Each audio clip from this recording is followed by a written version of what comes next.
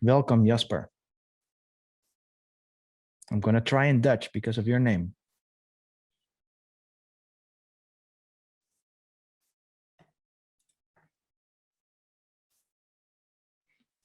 Varia, how's your Dutch? Not amazing, unfortunately. I have lived in the Netherlands for 10 years, but you don't need it, right? Not really. When I lived in the Netherlands and I'm Dutch, I never spoke Dutch at work, only English. My whole career. Huh, yeah, same here. There's no need. But of course, you are Dutch. So. Yeah, exactly. But I've lived for 8 years in France now, and my French is probably just like your Dutch is.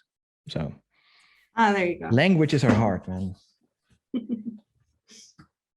Hello to everybody who's joined us in the past couple minutes. We are going to kick off in just a few minutes here, but in the meantime, you will see that you are muted. Please don't take that personally. We are expecting a full room, but please do talk to us in the chat, or you can use the Q&A panel that you'll find somewhere in the bottom or top of your screen. Pop your questions in there, and our talented crew will be interacting with everyone throughout the session. We'll just get going in a couple minutes here, so please hang on.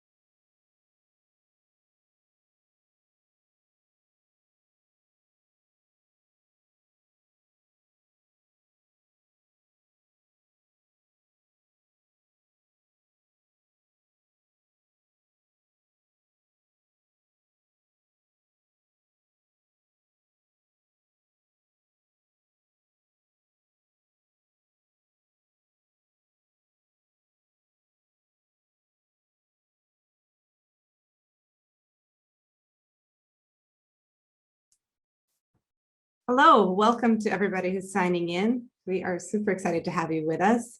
We are just going to give everyone a couple more minutes to log in, and then we are going to get started with this workshop. Thanks for joining us. In the meantime, you can say hello to us in the chat. You can probably don't have any questions yet, but if you do, feel free to pop them in the Q&A, and we'll gladly have some conversation in this workshop.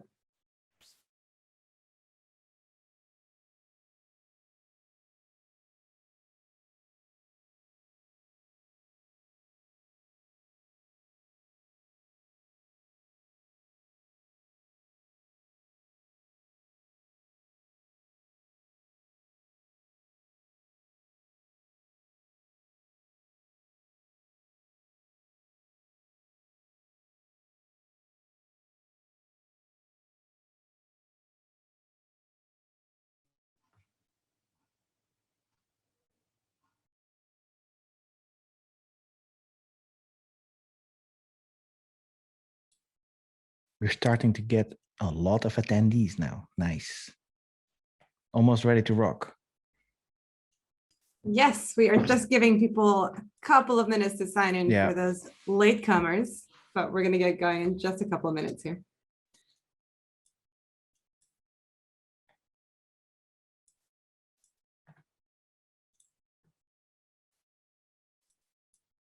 Oops, my mistake.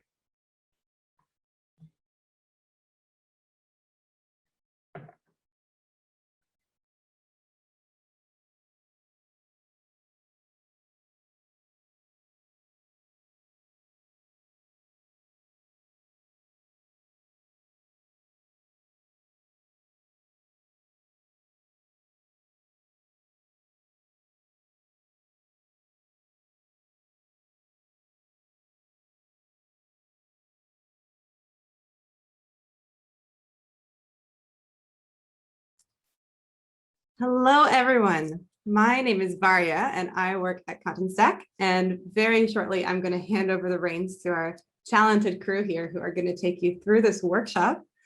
But before we start, just a couple notes from me. You'll find that we have muted all the lines. Please don't take that personally. We have a bit of a crowd here, but we are very much interested in your thoughts and your questions. So please ask them via the Q&A box that you'll find in the control panel. It's probably at the bottom, maybe at the top of your screen. We are recording this workshop and we will be able to share the recording within a couple of days. So you'll be able to share it with your colleagues and your friends. And if anything comes up, just feel free to ping us via the Q&A or the chat, and we'll be interacting with everyone throughout the session. And just before I hand over the reins to Tim and team, I will ask you guys to participate in a little poll that we've put together. If you wouldn't mind just giving us an answer, it's 2 questions, shouldn't be too hard, just a little mental warm up. I am going to launch it right now.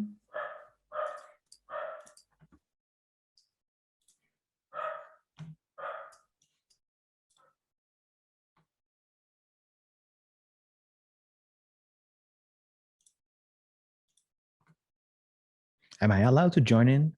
I don't think I can click them. No, Tim, I think I know that you're going to be. I'm going to be participating, I think, yes.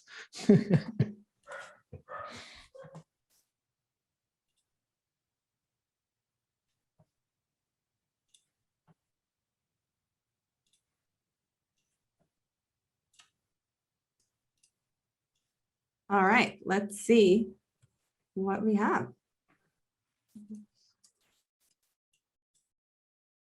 I'm going to share the results. There we go. So a good amount of people, pretty evenly split in morning and evening. Some people are here to just listen. Some people are here to code along. I think we are ready to get started. How about you guys? Ready to rock. All right. Well, without further ado, Tim, please take it away with our workshop, how to personalize a Jamstack website with Uniform and Contentstack. Awesome. So now I don't have to say that title. I can only say that we also have Brian from EPAM here. So we're doing this with the 3 of us. So let's kick it off. So welcome, everybody. As I just said, we do this as a collaboration between Contentstack, Uniform, and EPAM. And we just kind of want to show you the magic of using those different technologies and different skills from systems integrators like EPAM on doing amazing work for personalization, but with like headless CMSs and fancy front ends and all the black magic. And so in this workshop, we actually want to teach you a little bit how easy it can be and how fast you can go to market with all this stuff. So let's start with a bit of introductions.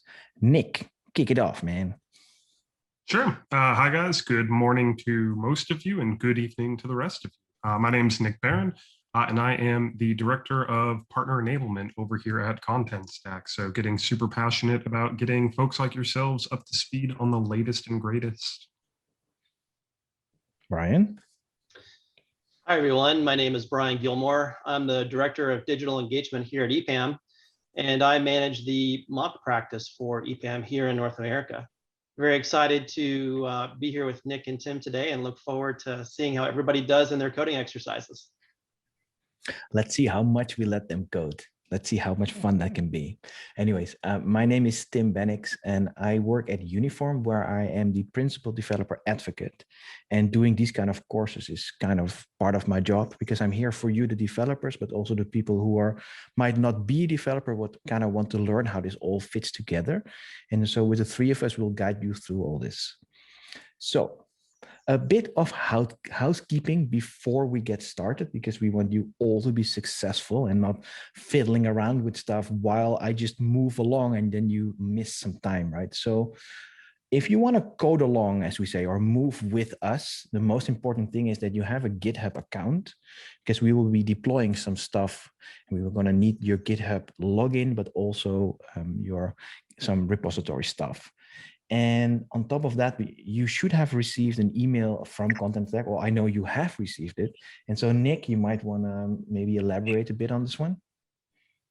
Sure. So everybody should have gotten an automated message. So make sure you check that spam, check that junk, check that whatever, because you might have had it end up there. There should be a link to activate your Contentstack account.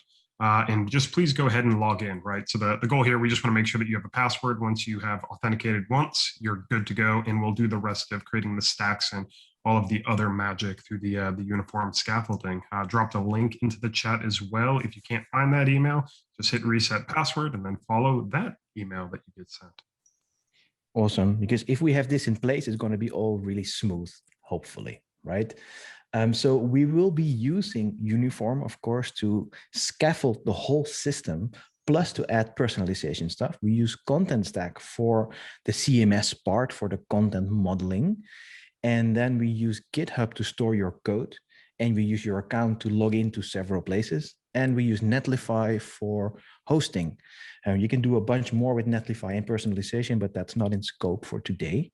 So we have an hour and a bit, right? So we'll be going through relatively fast. So please feel free to ask questions at all times. You don't have to wait, just put it in. Even if you might want to actually say something to us, like with a camera, just ask and we'll put you in the panel group and we can actually have a bit of discussion if you want. We're here to help. And also if things go fast and you might be behind on something, there's people in the chat from Contentstack, EPAM, and Uniform to help you out. So feel free to ask away. So let's start with the basics about personalization. And so you kind of get your groundwork done before we actually dive in and show the magic, right? Oops, that's the wrong one. So first of all, why should you personalize at all? Well, as it turns out, if you personalize content for users, it becomes relevant to them, right? And so relevant content actually makes users really like your site, because if you go somewhere and it just knows what you want, you will really like how they figured that out for you. And it kind of fits like a glove of what you want to do. And if users like your website, they will have a much higher conversion rate. And so what I mean by that, imagine if you are an e-commerce shop and you have, let's say, 1,000 orders a day. If there's more conversion, people click buy more because you gave them the right path toward buying. It's good for your business, right? And so as it turns out, this is 19% higher conversion. That's a pretty big number. We don't just ignore 19% conversion, right? Because 19% on those 1,000 sales is a whole bunch more sales.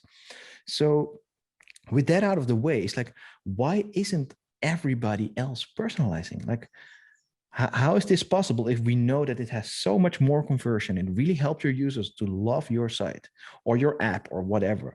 Why are they actually not doing it? Well, as it turns out, it's pretty hard to do. And there's a couple of typical barriers that we all see. I'm sorry. And so let's go over those so you kind of realize what it means to personalize and why it's actually pretty hard to do. Well, first of all, people. We need proper skills, specialized people in content creation, storytelling, and kind of figuring out how to use all the tools together to give you the right personalization. You kind of need to know your audience to be able to personalize correctly. There's also generally a high startup cost, because generally when you start using personalization and you already have some sort of software running, do you find some new software or do you enable it in your current suite of tools? And then it still has to be built, but it has to be according to the vendor paradigm that you chose at that point, or maybe historically. So it's kind of a big cost to get started. Then traditionally, personalization is rule-based, and rule-based is really complex if you want to go a bit further with personalization than just simple things. So lots of tools have rule engines with ifs and else, and if a user does this and that and that, and then we will show them something like that, because we put them in a group or a segment or a persona, and for that persona there's a bunch of rules that apply, and then we show that. Well, that sounds quite logical, right? But the moment you scale that up by a lot, it's going to be hard to scale. Technically, it's hard to do, but also organizationally, because if you have maybe 100 components that need to be personalized, or a search result that needs to be very specific in its order for somebody as a user, it's really hard to do that with rules, right? So very complicated to do. Then you might think about, hey, but why don't we just use machine learning or AI? There's so many tools out there nowadays, and AI has come so far. Well, that's true.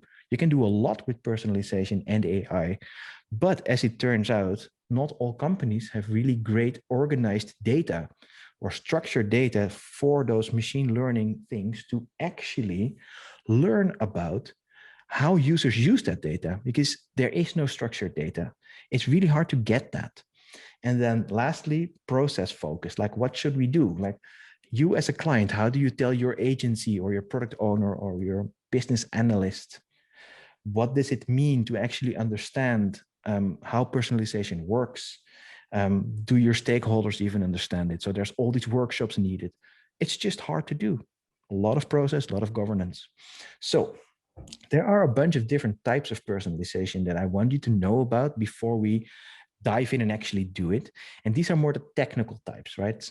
So you have something that we call suites. So these are the systems that are one piece of software that have everything for you, from front end to back end to CMS to personalization or A/B testing. And these are the sites like maybe Sitecore or Adobe AEM that have services within one big suite. And generally, those work pretty well because you have a big chunk of everything and it's in one place, you know what to do. However, if you want to do personalization in those, they do offer it, but it's quite tightly coupled to the vendor and how they thought you have to do personalization. Also, they're generally rules-based, therefore hard to scale. We just discussed that. And also the last two things, a bit more technical, but very important, is that they are origin-based. So if a user goes to the site, we need to ask the personalization engine, hey, where does this user fit? Do a bunch of rules, then ask the server to actually personalize and give back the content. And that's generally very slow because it's origin-based. It has to go to the origin. It cannot be doing that on a CDN because the heart of the system is on the origin. And so generally, if you turn on personalization in these systems, you add like a second of page load time. Well, a second of page load time nowadays, it's ridiculously high, right? And of course, there are systems where that works, but it takes a huge effort to get it there. Okay, then we have the next category, which is third-party scripts. And generally, those are JavaScript files that are loaded from a third party on top of your HTML, and based on the knowledge they have of the user, they actually change the HTML.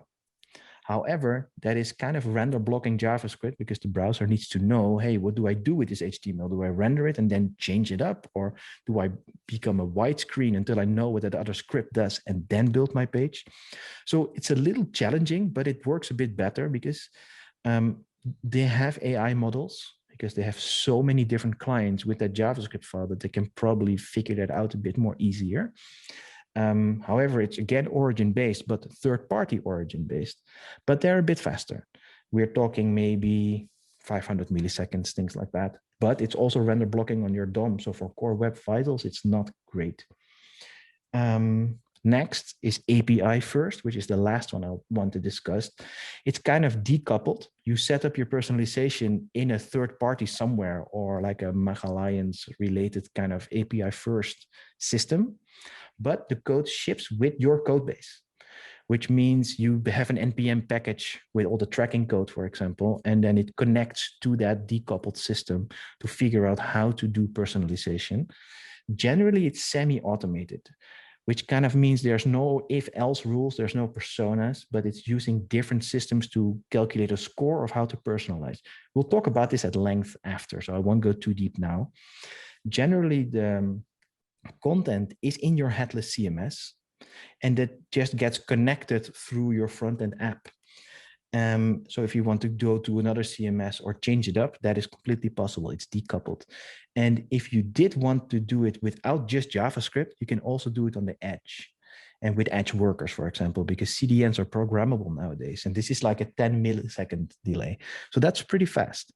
So this was like super fast about the types technically. And I went over it so fast that I might have missed some stuff, but this is more to just give you the picture.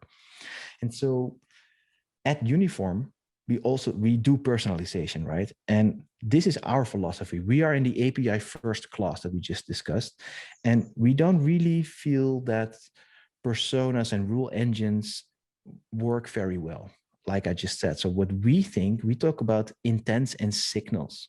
So for us, if you go to a website, you have an intent, you want to do something at that website, right? You might want to, let's say we have a conference website and you are a developer, but the conference also has marketing tracks for talks, right? If you're a developer, you're going to click on development and then look at all the talks about development. Well, that means the intent of your visiting that website is to figure out, hey, which developers are speaking. And so we use that intent to personalize for you. And so we capture signals that you give off as a user. And then with those signals, we build a real-time profile based on scoring of what you do, whatever signals you send. And then we build an intent, and based on that, we show content. And so there's no, like I said, no segments, no personas, no if-else rules. So every time a signal is fired off, we increase the score against a specific intent that is connected to that, and then we can personalize. So a signal can be a behavior, like you go to a page, or it can be a cookie that might have been predefined for you, because maybe some CRM knows, hey, this person is a developer. So you might already have a cookie, and so we can personalize for you based on that cookie. Or it can be a query string.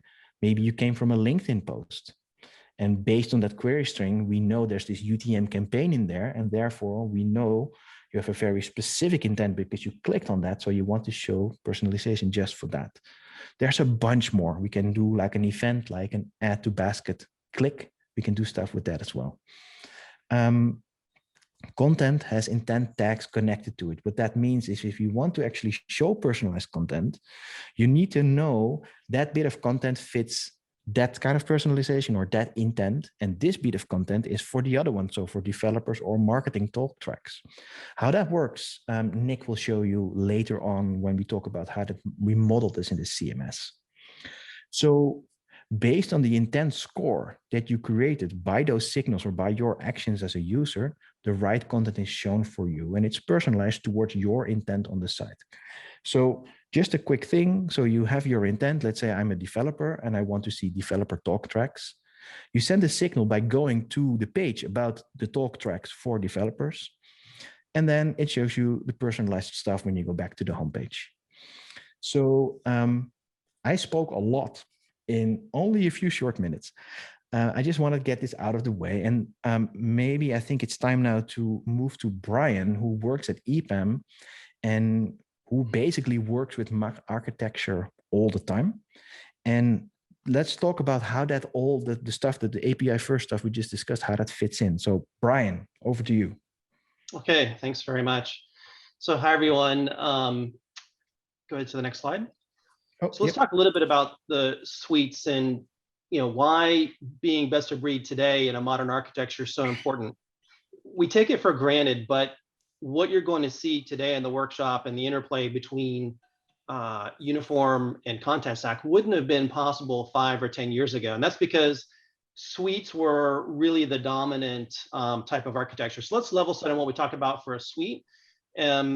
Basically, all the things that you need to run your experience, whether it's a store or a site or something else, they're all in the one platform. So here in this picture, you have the front end, even the hosting, the CMS, and like what Tim was saying earlier, even all your personalization rules could be in that suite as well. So go ahead and click the animation. So what you started to see is an evolution of the different piece parts moving out of the suite.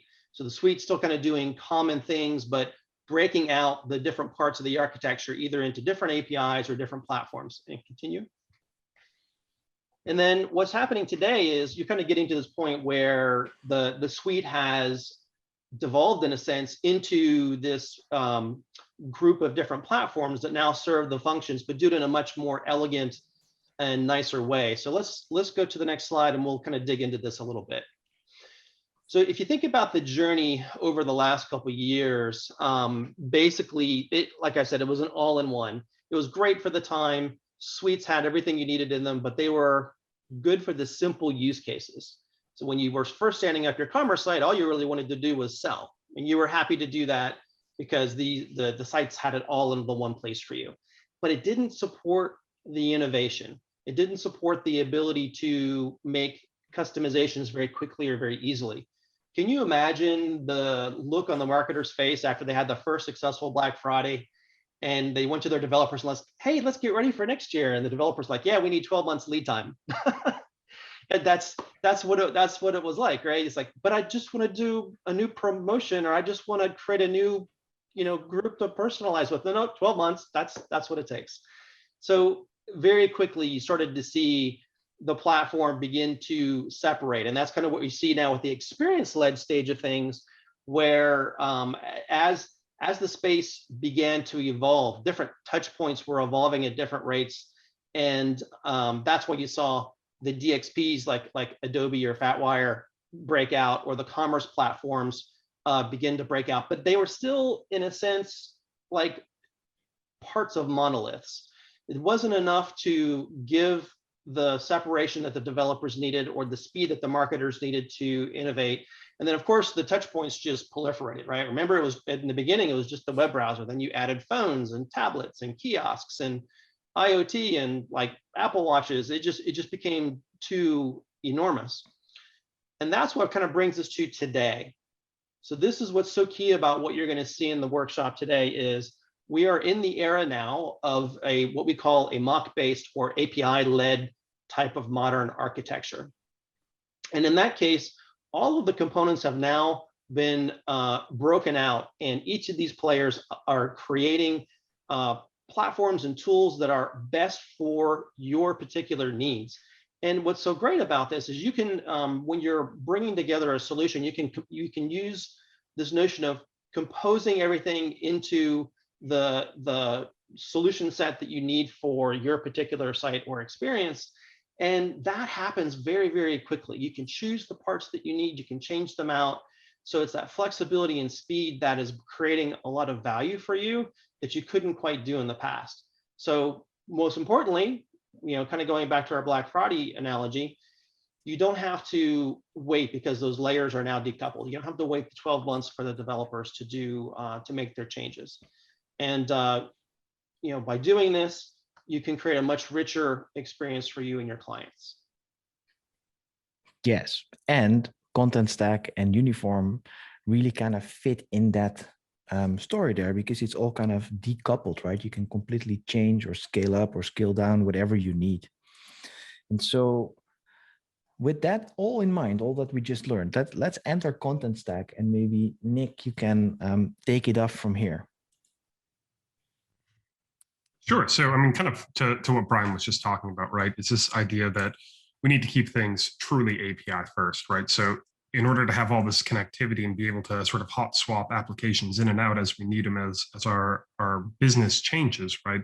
We need to make sure that we're selecting tools from the ground up that adhere to that approach of being not just headless, right? That's just sort of a category, but truly API first. So we can pass information back and forth between these different applications, or even better, we can expose interfaces within each other, right? So that, as I'm writing some content, I can simply just select the intent that it has to do with, right? So as an editor, I don't know anything about the personalization strategy, but if we're making my life easy in terms of just being able to select things that are being fed and populated from another platform, one, I'm more likely to use them, and two, I can just carry on with that sort of day-to-day processing. And that's really our recipe for awesomeness, right? When we can let the experts be the experts in the platforms that they have access to without having to, have them bounce back and forth between all these different screens, or worse, try to fit all of that into a single suite where, Tim already sort of went through all of those kind of problem statements that creates.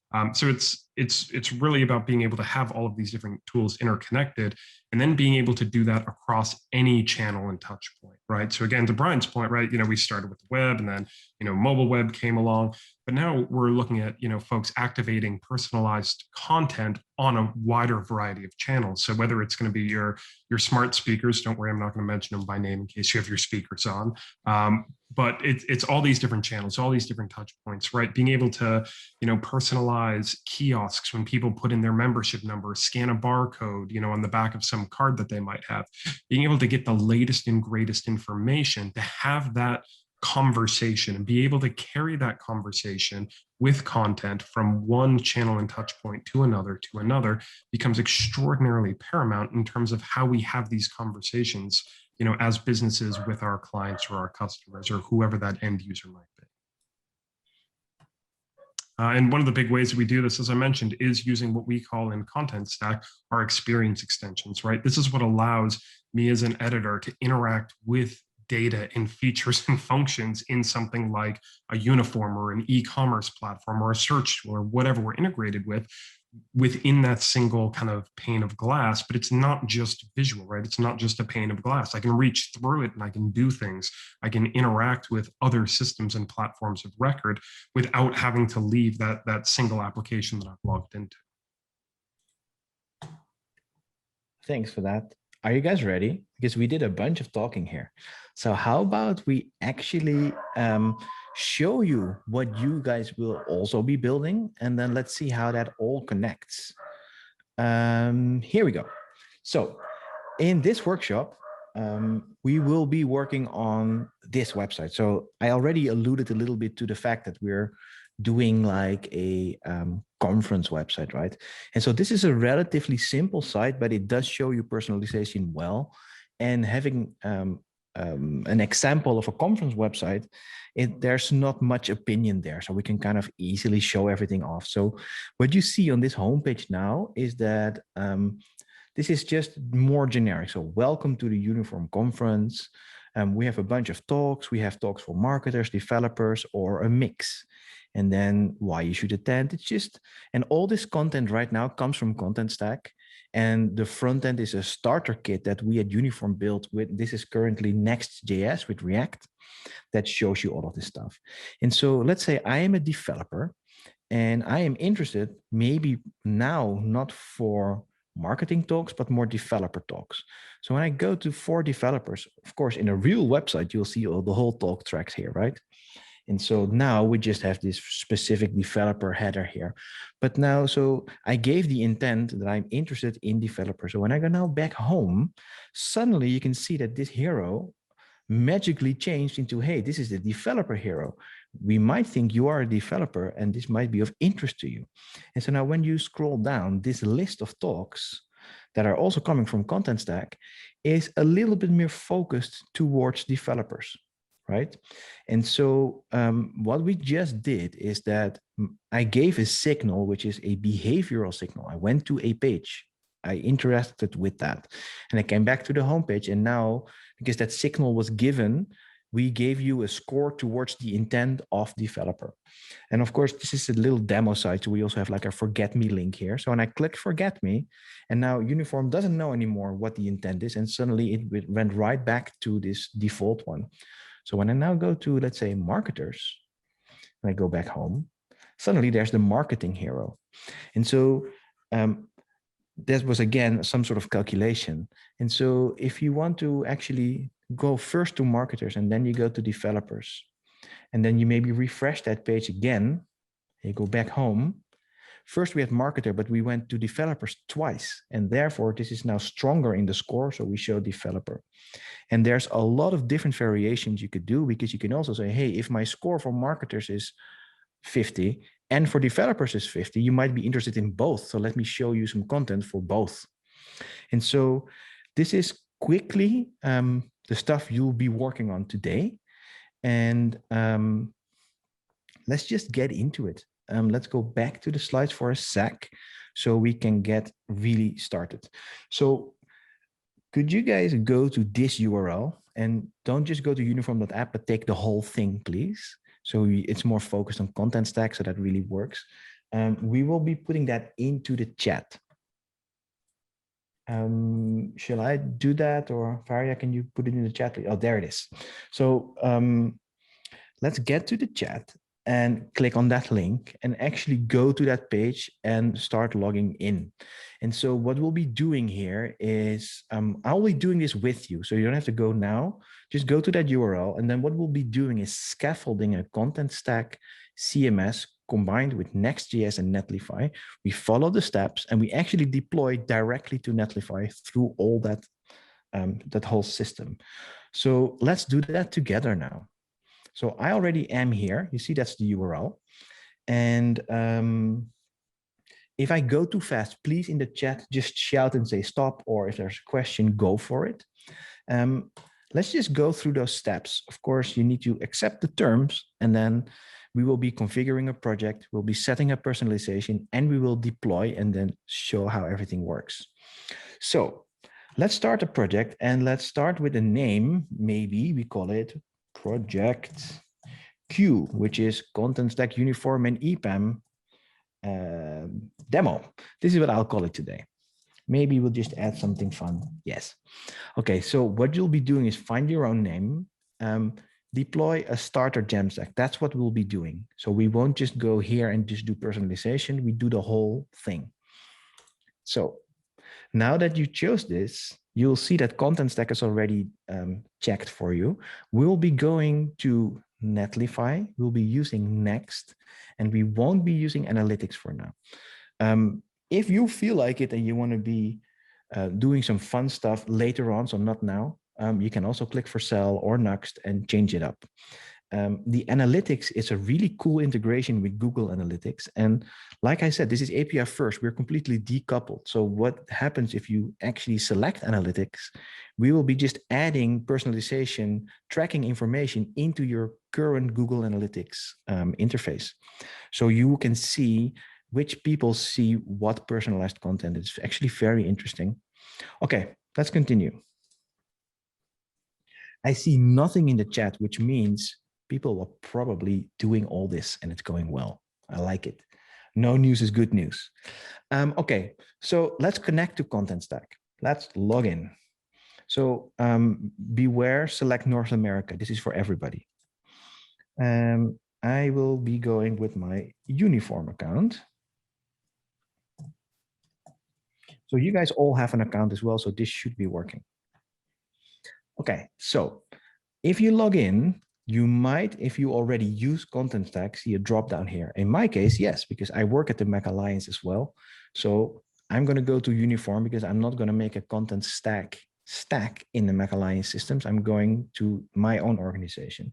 If you only have one, things are easy. Sorry, go for it. Your organizations should all be called in all capital letters Q-workshop-your company name. Oh, actually, Nick, I think might be a good question for you here in the chat about what about SSO users for Contentstack? Because that is actually not working at the moment.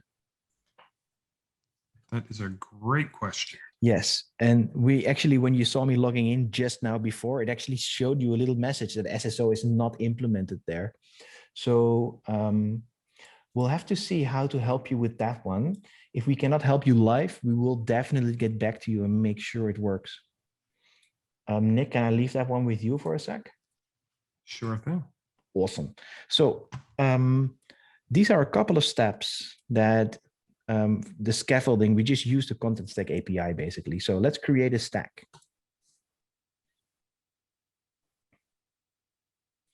Okay, so now that the stack has been created, now we're going to add this fancy extension that Nick was talking about. This is the uniform extension that goes into Contentstack. So install. And then we have a bunch of content that we want to just add into it. So you have the whole personalization experience working for you. So when you actually look at this site, this content is what you're going to get. right? So let's create that. So it's now actually creating content into your stack that you just created. I'm just waiting for a sec for it to work. It would be the ultimate demo effect if this didn't work now, but it seems it's fine. There it is. So let's continue. So what we've done now in those steps is we created a Contentstack stack. Oh, there's Jasper. That's a very good question. I think Nick will also be able to answer that. I'm assuming it's there forever, but that's just my assumption. So they'll be there for at least a week. If you guys need them up and running longer than that, reach out and let us know. But yeah, we're just going to be kind of disabling the ones that aren't being used anyway. So yeah, just reach out, send us a message. Our contact details are should be all over the place on this. So if you need that extended, just please let us know. Okay, so we just created our whole Contentstack system. Now let's actually deploy to Netlify, because uniform scaffolding stuff is doing pretty magical things in Netlify. You'll see. So now it actually opens Netlify. I have a Netlify account. I have logged in. So it could be that if you're not logged in, that you get an extra step here. So I'll wait for you for a second. So while you log in, what Netlify wants you to do is actually connect to GitHub and use a Netlify kind of a setup system where we can create a GitHub repository, connect to it, set up all different kind of environment variables in just a couple of steps. So let's connect to GitHub.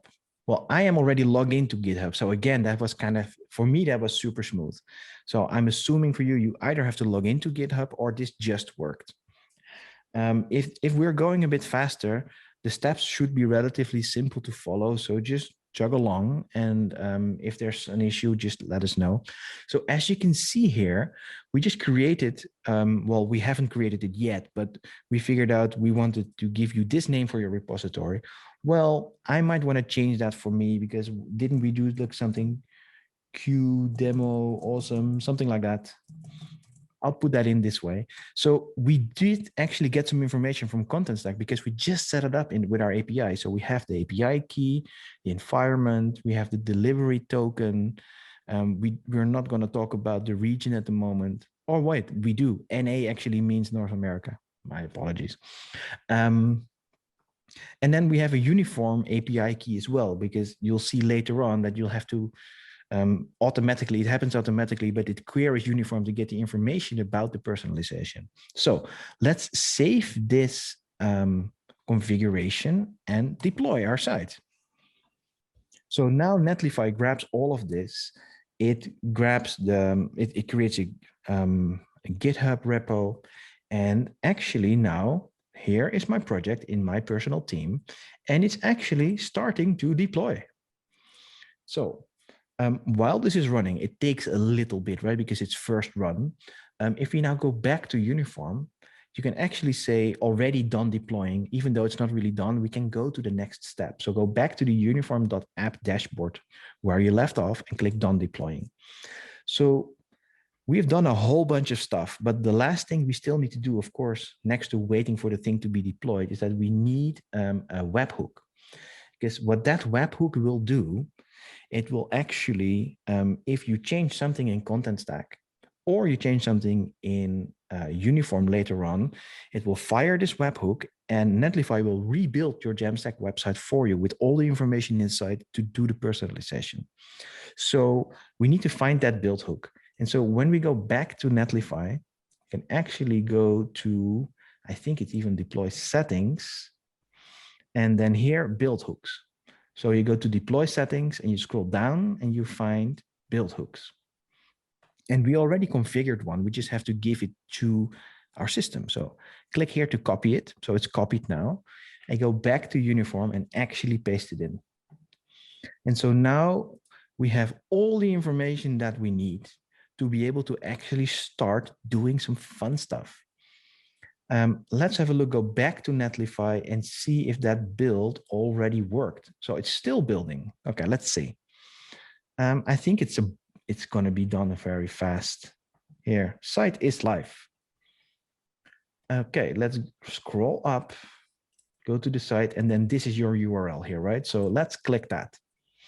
And we just created our website. I'm not sure if I went too fast. I'm not seeing anything in the chat for now. So I'll give you a second to set this all up for yourselves. And I'll just click around and show you some stuff, right? Because this is similar as the one we saw before. And so when I now click on developers and I go back home, there's my developer hero. Or when I click on marketers and I do that twice, I go back home, there's my marketer hero. And you can also see that this is now more marketer driven. And there's a bunch of other stuff in here that's a little bit much for now, but this actually is very interesting.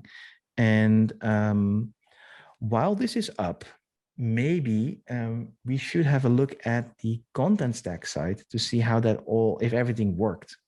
Right? Is that the next slide or not? Let me just quickly check. Yes, it is actually modeling content.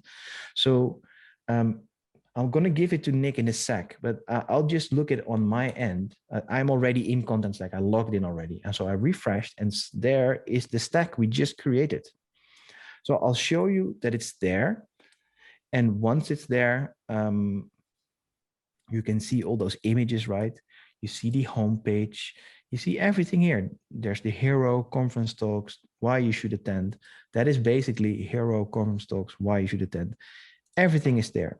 So I think now that this works, let's go back to Nick and let's talk a little bit about how we content model in Contentstack to get all this working. Sure. So when we're thinking about how we kind of create that information architecture, those structures or those content models that we want to use specifically for personalizing, there's a few kind of key things that we want to take into consideration. So if we jump forward, Tim, it's really a couple of decisions we need to make to start with, right? Do we want to use structured content? Do we want it to be very sort of form focused? You know, I've got these 8 fields that I have to have. Do I want it to be a little bit more dynamic, like Tim was showing, where we can sort of use things like modular blocks and reference fields to drag and drop things around to make the pages very dynamic and very interactive?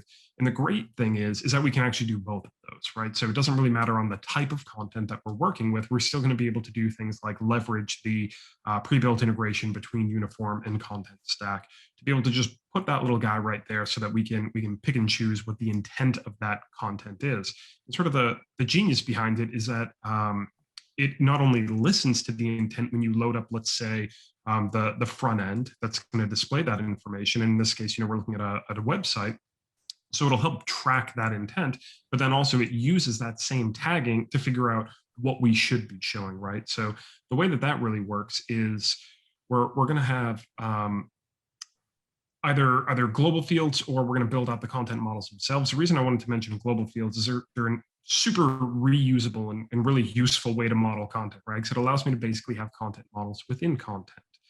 So that's very powerful, because if we think about how we can nest in sort of personalized variants and in different tracking that we want to have, that becomes super useful.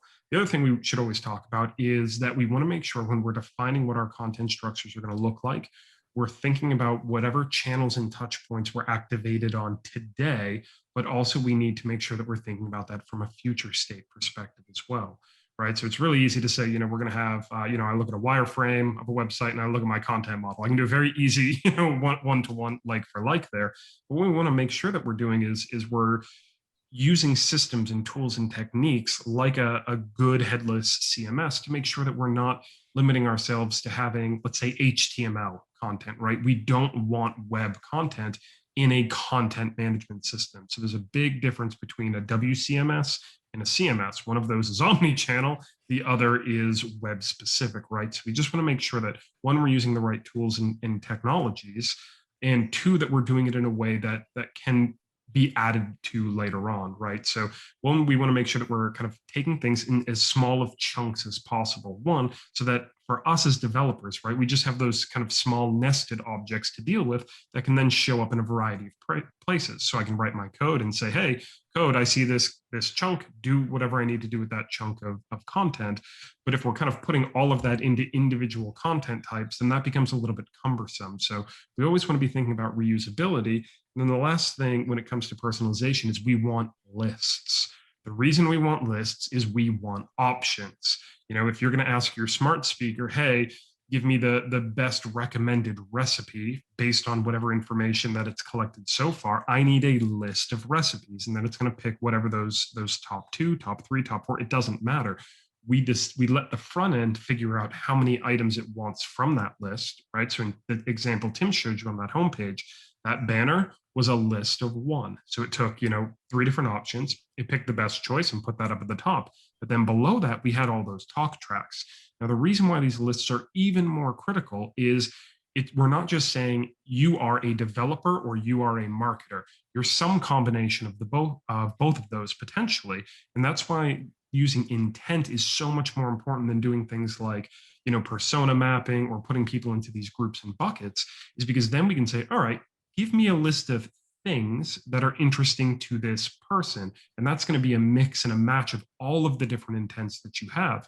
And when you start thinking about something like, a great example I always like is thinking about things like the automotive industry or, a national or international hotel chain. There's no way that I can be put into buckets for any of those specific things, right? There's too many makes and models of cars. There's too many types of vacations and hotels. So what you want to do is you want to listen to all of those intents and then surface what is the right car to recommend to me, or what's a great vacation destination on all the things that you've learned about me over time. So those are just some of the kind of key considerations we take into, content modeling, specifically around personalization. Exactly. Those lists really come in handy. So the fact that Contentstack allows us to do that kind of content modeling, it makes personalization on a technical level pretty easy. So let's see how it kind of all connects. Because what you just saw on the website is actually, it's a static site, right? It's next generate, which makes you a Jamstack site.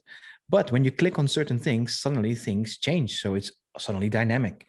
And so what you saw is things happened and changed on hydration time. So when you have already pre-rendered HTML and then you go to a page, it hydrates the JavaScript after page load.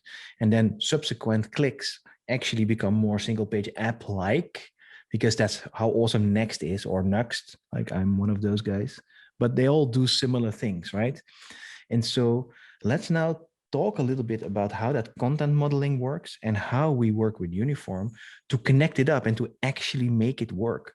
And so this is a little bit of what Nick just spoke about, that homepage hero, right? That is actually a personalized component, and it has multiple variations. So it has the default one. If we don't know who you are yet, we don't know your intent, we might have the developer intent, or we might have the marketer intent. So these are variations of a hero component that are inside this personalized component. And so the information about all those 3 is there in the code, but then Uniform JavaScript chooses which one to show based on your signals and intents. So each variation of a component actually has that intent tag specified in the Uniform dashboard. And so we haven't shown you this in real life yet, but I'll show you this now. And then once this is clear, we'll actually do this together. So in the Uniform dashboard, we have an intent for a developer. You can see the little square appear. And then with the behavior tracking. So I go to a page that has tracking about developers. And so then in Contentstack, we have a hero, which is a developer variation, and it has an intent tag attached to it that is also called developer, right? So this means there's not at all any bottlenecks on how marketers and developers work. But maybe Brian, can you maybe elaborate a little on this one?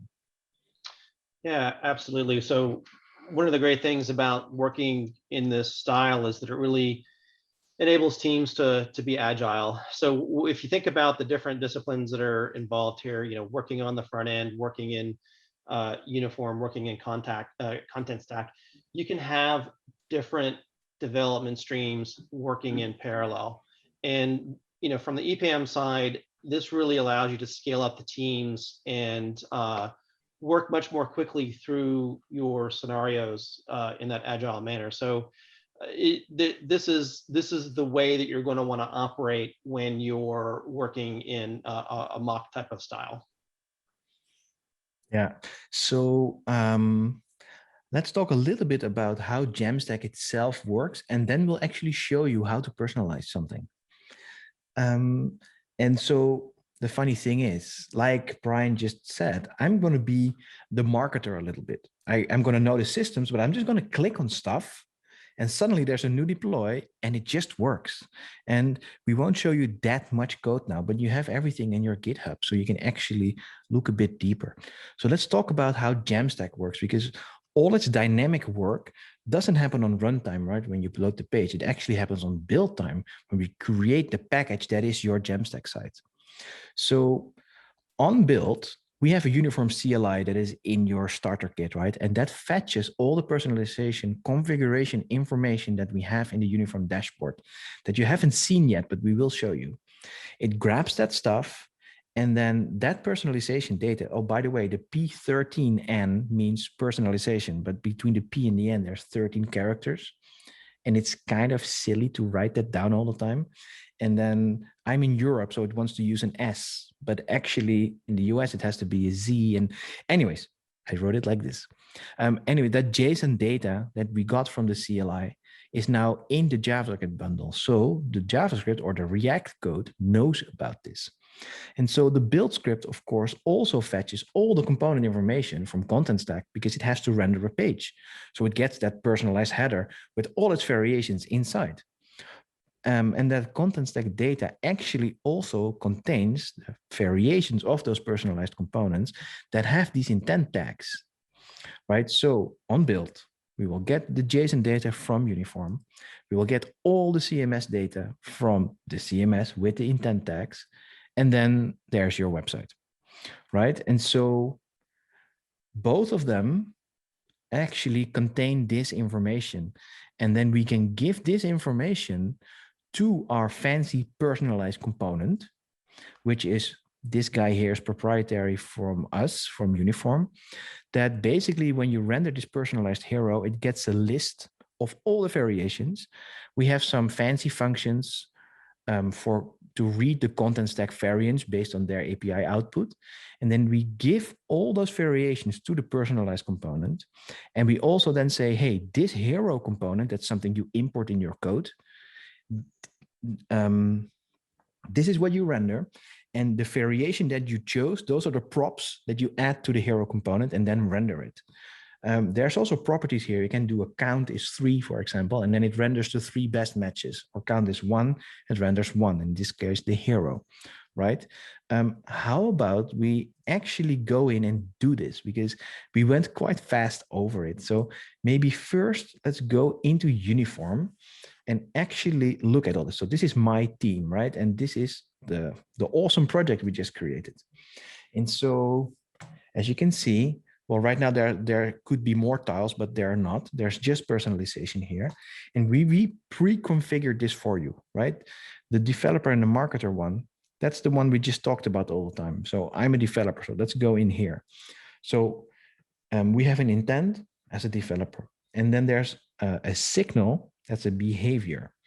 So basically this means if I go to a page that has tracking on it about developers, then my signal that's like going to that page is the behavior already, and that gives a strength of 50%. You can also add other types, like we have cookies, events, like when you click on a button, or when you have a query string, stuff like that. And so that is the base of how it works in Uniform. Let's now have a look in Contentstack on how that works, right? So on this homepage that we just went to, you have the personalized or the homepage hero, that is the type personalized hero. So we are talking about this hero here, the big one. So let's open that guy. So in here, we give it a title, of course, and then there's a hero options field. And that's again, another reference to a whole bunch of different components. Sorry.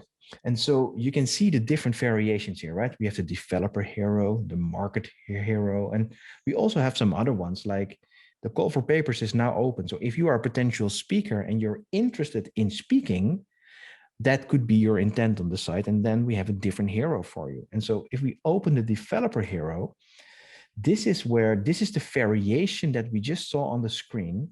And now when we go down for the magic is that here we have the uniform element and we attach the intent tag developer to this piece of content. And so when my intent is developer based on whatever signals I've given, the system knows based on all the variations that it has to show this component, right? So when we go back, you will see those different variations here. And so if there's developer here, it will just show this one. Let me just go back to where we were, because I think what could be cool now is why don't we together add another intent and then also add another variation of this hero to show the personalization just by clicking around and doing stuff. Of course, there's some cool code in the starter kit that makes this work. So feel free that if you want to look into that, go to your GitHub repo now and look at that code or ask us later, right? So how about we go back to our intents and we add one. And so what I thought would be interesting is like, let's say you are a developer and there's different talks, like there might be React and Vue talks or some, let's say, okay, my interest is in the framework for React or the framework for Vue.js. And let's do a bit of personalization for just that. So how about we make a new intent and we call this framework interest, or just framework is nicer. What do I like to code with? So now we created a new intent. So feel free to join along or just have a look and see what we do and try it yourself a bit later. Of course, now that we have an intent, we need to have some signals to signify to this intent, hey, I am this. So what I thought is, why don't we do a query string for this one? Because it's yet another one. It's actually an interesting one because query strings tend to be connected to, let's say, a URL you find on LinkedIn, right? Somebody makes a post. This conference has amazing React and Vue talks. If you click here, you'll see everything about React. And then there's a query string that says framework equals React or something like that. And based on that, we will personalize. So let's add a query string and we just call it query string. And then let's do here. I already did this before. So UTM framework equals React. So, and we make it 75% strong. So it's a little bit stronger because if you click on a thing on LinkedIn, that shows real intent, right? If you just go to a page and browse around, that shows a little bit less strong intent. Oh, Jasper, I saw your chat. Thanks for joining us. Good luck with picking up the kid from football. See you soon, hopefully. Anyways, let's continue. So this is actually a bit stronger because you intentionally click on that link because it was made for you, basically. Okay, let's save this and publish. And so we just published this, which means now when I do a new build in my code, this information is in there. So the code can grab that information and do something with it. Okay, now that we have an intent, let's go to Contentstack and actually add a new version of this hero here. So let's create a new entry. It's the type hero. And so React lover, something like that. I am a React developer and let's call it React is cool.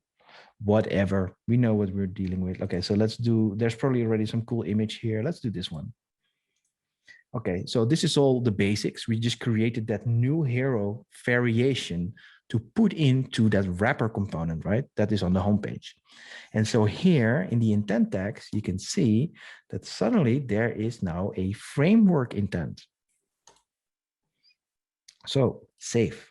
So we now selected the intent framework and we added a React Lover homepage or homepage hero, and let's publish. Publish everything. Yes, with reference. Okay, so now everything is published because we did the publish actually, Netlify is doing another build because that build hook was triggered. So let's refresh this page and see if that actually happened. Yes, there it is. So it's now, because it's Jamstack, right? All its dynamic stuff happens in this build. So it grabs all the new information from that homepage and grabs the new stuff from Uniform. And then now it creates new code that should hopefully work. So let's wait there for a sec. So is that our website? Yes. So let's forget ourselves completely. And I think it's already done. Okay, so remember that we had that query string, right? So we called it UTM framework. And we want it to equal React. So let's say this is the URL that you clicked in LinkedIn. If it works, that's a cool demo effect. And it worked. So it's always nice to see that things like this work, right? So actually what just happened is this UTM framework URL triggered personalization for me. And you see there's the React lover and all the stuff we just put in and that different image also. And the strength is now 75. So when I go now to developers and now go back home, it's still React because that was a little bit stronger because that was 75 and developers was actually 50. And so with that, you can kind of compose which one is more important and how do I make my intent? Because if I go to developers now again and go back, there's the developer hero and it's no longer React because it has a higher score. So I just wanted to show you this quickly to go over everything. Are there any more things from Nick or Brian that you wanted to add to this? I think great demo, Tim. See if there's I'm any happy it works. questions. How about that? Yeah, it's always great when a demo actually works and you're doing it live. That's and it tends to work, to be honest. I'm lucky to work in a place where the software just works. So that's cool. Well, I was going to add, I think what's so impressive to me is that it's smooth, right?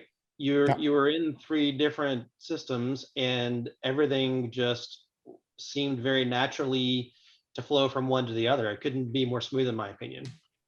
Yeah, it wasn't actually hard to set up because this is a funny thing. When I was about to join this company and when I saw the demo on the just like how the website worked, it was like, wow, that's some magic stuff. Like, what's happening here? I didn't understand at all.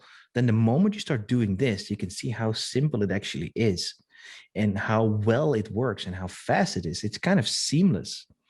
And so that makes it super interesting, right? I know that we are a bit over time. I'm not sure how many people are still here. We still have 8 people. Feel free, everyone, to, if you have any questions or you want to try more, contact us. All right. If you were interested, or sorry, Brian, go for it. I was just going to say, for those of you on the call, I'd love to hear in your chat if you were able to successfully follow along with Tim and Nick throughout, and if you kind of got to the same end result that they did. Just would love to hear some feedback.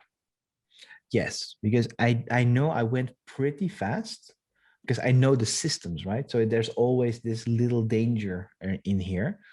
Oh, let's see, there's a comment from Sean. I know this is being recorded. I would love to get more of my product team to see this and play around with it. Will the recording be sent to attendees? I think the recording is sent over, right? Well, we are recording, so I'm sure you're going to get it. Yes. I think also between Nick on the Contentstack side and me on the Uniform side, we'll be happy to just give you a demo, like in person. That's all good.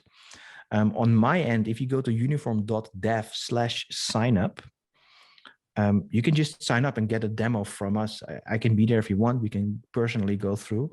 Nick, do you guys have something similar? Sure. So if you just hit the contact us section or request a demo on contentstack.com, there's all sorts of ways to get a hold of us there. And so, or if Sean, you just, I was just going to say, Tim, as well. I mean, if anybody just wants to hit us up as well, you can see our Twitter handles are all on this screen as well. So feel free to have a one-on-one. Sean, if you want to, hit us up on Twitter and we can go from there to give you more specific stuff towards what you would like to know. And so there will be also upcoming workshops about this, right? And so it's on June 23rd. So feel free to invite everybody and all your marketers and people to this workshop as well.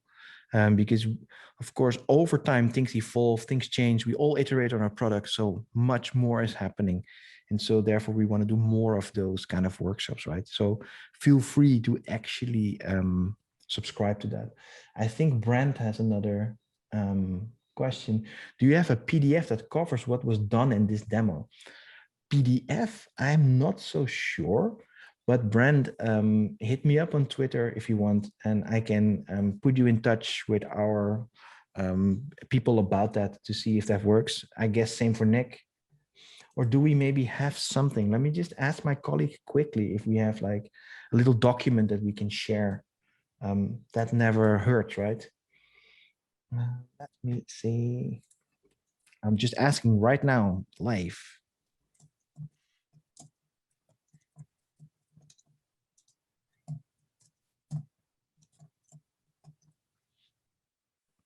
Okay, so I think we're way over time. I really appreciate everybody who's still here.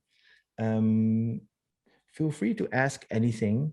Yeah, honestly, like what you said, just Brian in the chat, we can actually make a little PDF with all the slides so you have it. You can work with that. That's all good. All right, I think that's it. Let's wrap it up. Thanks everyone for coming and joining and interacting, and hopefully we'll see you soon. Cheers.